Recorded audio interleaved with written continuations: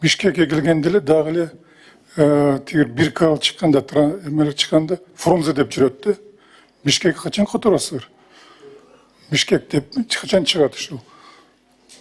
Ал иш мына айтканда финишный прямаяга чыктык. Анткени бүт авиакомпаниялар, процедура боюнча бүт авиакомпаниялар аэропорт Манаска учкандардын макулдугун алып туруп, биз уже алдык. ИАТА менен сүйлөшүүлөр жүргүзүлүп, мына жакын арада которобуз. Качан примерно ошону айтып коебуз? Биз которгон эме Бишкектин мындай аббревиатурасына которобуз, BSH-ке. Жакын арада которобуз. Уже мындай айтканда на финишный прямой. Ошол жоопту мен уже 2 жылдан бери угуп жүрөм, жакында жасайбыз депчи.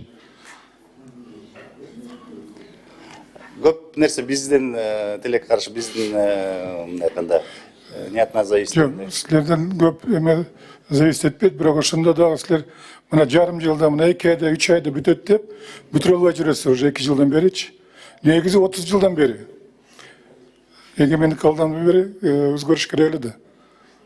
Фрунзе эмес, Бишкекте уже давно эле. Жакын арада өзгөртөсү.